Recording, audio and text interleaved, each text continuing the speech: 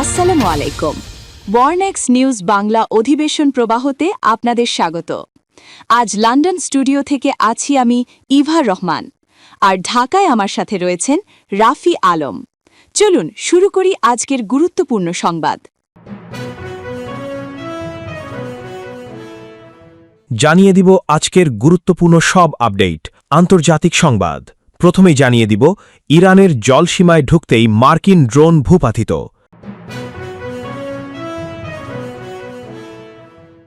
এরপর আরও জানিয়ে দিব আল্লাহু আকবার ধ্বনিতে ইরানের পথে চেচেন আর্মি, ইসরায়েলকে ধ্বংস করতেই যুদ্ধে নামছে দুর্ধর্ষ বাহিনী।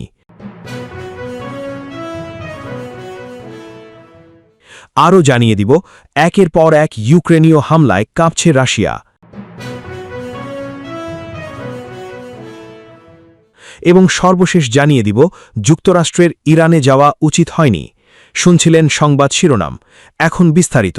তবে তার আগে অনুরোধ থাকবে এই ভিডিওটিতে একটি লাইক, কমেন্ট এবং চ্যানেলটি সাবস্ক্রাইব করে জানিয়ে দিন কোন জেলা থেকে বা কোথা থেকে আপনি আমাদের এই ভিডিওটি দেখছেন এবং শুনছেন। যুদ্ধের চতুর্থ বছরেও থামছে না রক্তক্ষয়। সংঘাত এখন ধীরে ধীরে পৌঁছে গেছে রাশিয়ার অর্থনীতির অন্যতম প্রাণকেন্দ্রে। সম্প্রতি ইউক্রেনের ড্রোন হামলায় লক্ষ্যবস্তু হয়েছে রাশিয়ার একটি গুরুত্বপূর্ণ তেল স্থাপনা, আর এর মধ্য দিয়েই মস্কোকে নতুন করে চ্যালেঞ্জ ছুড়ে দিল কিয়েভ। পাল্টা হামলায় রাশিয়াও দেখাচ্ছে আগ্রাসী অবস্থান, ফলে যুদ্ধ আরো ভয়ঙ্কর দিকে মোড় নিচ্ছে। আকাশে ড্রোনের গুঞ্জন আর বিস্ফোরণের শব্দ যেন এখন যুদ্ধের নতুন বাস্তবতা। একদিকে ইউক্রেন রাশিয়ার জ্বালানি অবকাঠামোকে লক্ষ্যবস্তু বানাচ্ছে, অন্যদিকে রাশিয়া ইউক্রেনের শহর ও গুরুত্বপূর্ণ স্থাপনায় ব্যাপক হামলা চালিয়ে যাচ্ছে। বিশ্লেষকদের মতে ইউক্রেনের সাম্প্রতিক কৌশল রাশিয়ার যুদ্ধযন্ত্রকে সচল রাখার অন্যতম প্রধান শক্তি জ্বালানি খাতকে আঘাত করা। তেল শোধনাগার, সংরক্ষণাগার এবং জ্বালানি পরিবহন নেটওয়ার্কে হামলা চালিয়ে মস্কোর অর্থনৈতিক চাপ বাড়াতে চায় কিয়েভ। কারণ যুদ্ধ যত দীর্ঘায়িত হচ্ছে ততই জ্বালানি খাতের গুরুত্ব বাড়ছে। রাশিয়ার অভ্যন্তরে হামলা চালানোর সক্ষমতা প্রদর্শন করে ইউক্রেন আরেকটি বার্তাও দিতে চাইছে, যুদ্ধ এখন শুধু ইউক্রেনের ভূখণ্ডে সীমাবদ্ধ নয়। মস্কো যতই নিজেদের প্রতিরক্ষা ব্যবস্থাকে শক্তিশালী বলে দাবি করুক, ইউক্রেনের ড্রোন এখন রাশিয়ার ভেতরে গুরুত্বপূর্ণ স্থাপনাগুলো পর্যন্ত পৌঁছে যাচ্ছে। অন্যদিকে হামলার জবাবে রাশিয়াও আক্রমণের মাত্রা বাড়িয়েছে। ইউক্রেনের বিভিন্ন অঞ্চলে ড্রোন ও ক্ষেপণাস্ত্র হামলা চালানো হয়েছে। ঝাপোরিজিয়া অঞ্চলে বিদ্যুৎ সরবরাহ ব্যাহত হওয়ায় হাজার হাজার মানুষ দুর্ভোগে পড়েছে। বেসামরিক অবকাঠামোর ওপর এই ধরনের হামলা যুদ্ধের মানবিক সংকটকেও আরো গভীর করেছে। চেচনিয়া থেকে তেহরান, চারপাশে এখন একটি প্রতিধ্বনি আল্লাহু আকবার। যখন যুক্তরাষ্ট্র ও ইসরায়েলের আধুনিক প্রযুক্তির সামনে ইরান বুক চিতিয়ে লড়াই করছে, ঠিক তখনই তাদের সমর্থনে যুদ্ধের ময়দানে নামার ঘোষণা দিয়েছে পৃথিবীর অন্যতম ধ্বংসাত্মক বাহিনী চেচেন আর্মি, যাদের পশ্চিমা বিশ্ব শিকারী বলে ভয় পায়, কিন্তু মুসলিম বিশ্বের কাছে তারা অকুতোভয় বীর। রাশিয়ার ইউক্রেন যুদ্ধ চলাকালীন সময়ে ৭০,০০০ চেচেন যোদ্ধা ইউক্রেনে প্রবেশ করে পুরো দেশে আতঙ্ক ছড়িয়ে দিয়েছিল। বলা হয়ে থাকে তারা কোনো যুদ্ধনীতি মানে না, তারা যুদ্ধে যায় ধ্বংস করার জন্য। চেচেনরা মূলত রাশিয়ার কোকেশান অঞ্চলের একটি মুসলিম জাতি। এরা মূলত লড়াইয়ের জন্য জন্মেছে। বলা হয়ে থাকে একজন চেচেন যোদ্ধা একা ১০ জন সাধারণ সেনার সমান। ১৯৯০-এর দশকে রাশিয়ার সাথে দীর্ঘ সংগ্রামের পর আজ তারা পুতিনের সবচেয়ে বিশ্বস্ত এবং রাশিয়ার অবিচ্ছেদ্য অংশ। চেচনিয়ার বর্তমান প্রেসিডেন্ট রমজান কাদিরভ, যাকে বলা হয় যুদ্ধের রাজা, তার নেতৃত্বেই এই বাহিনী আজ ইরানের সার্বভৌমত্ব রক্ষায় কাঁধে কাঁধ মিলিয়ে লড়াই করার জন্য সংকল্প করেছে। সিরিয়া থেকে ইউক্রেন যেখানেই চেচেন যোদ্ধারা পা রেখেছে সেখানেই জয় ছিনিয়ে এনেছে। তাদের রণকৌশল কোনো সাধারণ বইয়ের নিয়মে চলে না। তারা যুদ্ধ করে শুধু ধ্বংস করার জন্য নয়, বরং শত্রুর মনে আতঙ্ক সৃষ্টি করে বিজয় ছিনিয়ে আনার জন্য। বিগত ১২ বছরে রাশিয়া কোনো যুদ্ধে হারেনি, যার পেছনে মূল কারিগর ছিল এই মুসলিম যোদ্ধারা। তাদের কাছে লড়াই মানে কেবল অস্ত্র নয়, লড়াই মানে ইমানি শক্তি। এই যোদ্ধারা যখন ইরানের মরুভূমি ও পাহাড়ি অঞ্চলে মোতায়েন হবে, তখন সেটি হবে আগ্রাসনকারীদের জন্য এক জীবন্ত দুঃস্বপ্ন। রাশিয়ার ভেতরে থেকেও চেচনিয়া একটি পূর্ণাঙ্গ ইসলামিক রীতিনীতি পালনকারী অঞ্চল।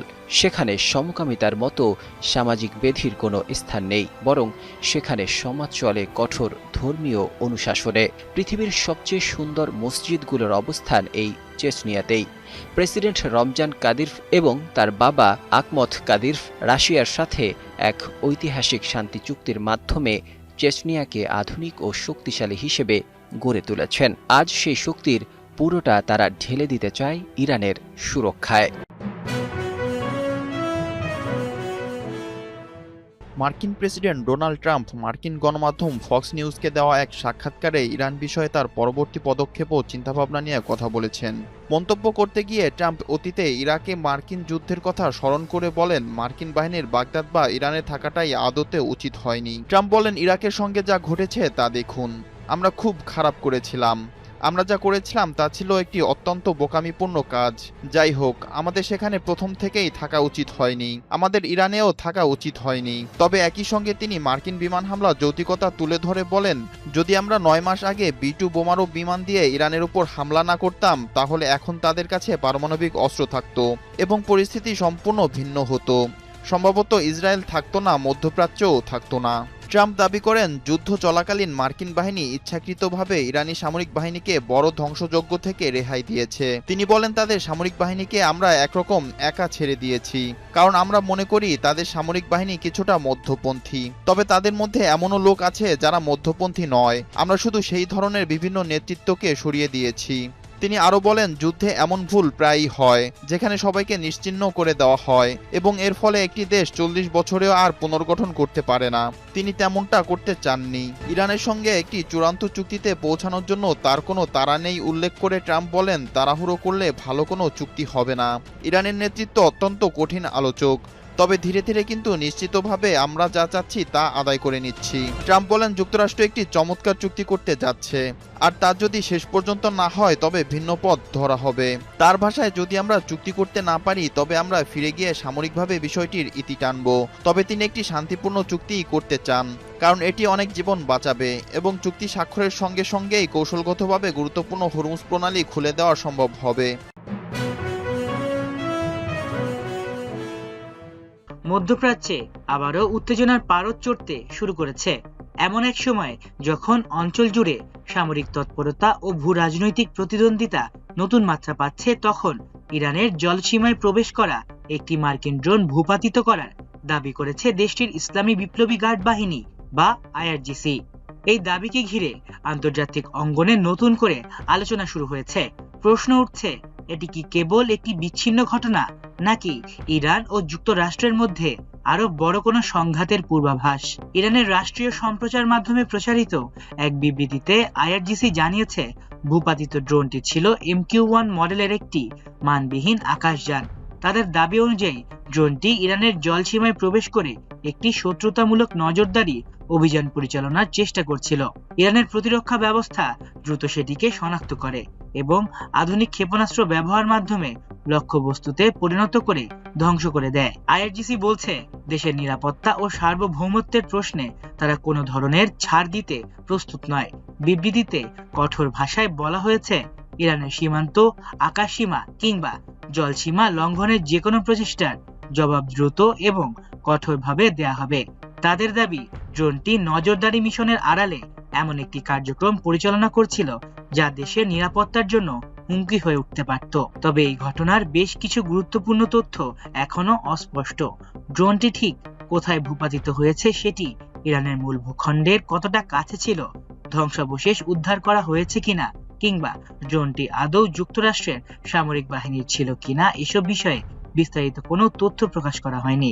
ফলে আন্তর্জাতিক পর্যবেক্ষকরা এখনো সতর্ক অবস্থানে রয়েছেন।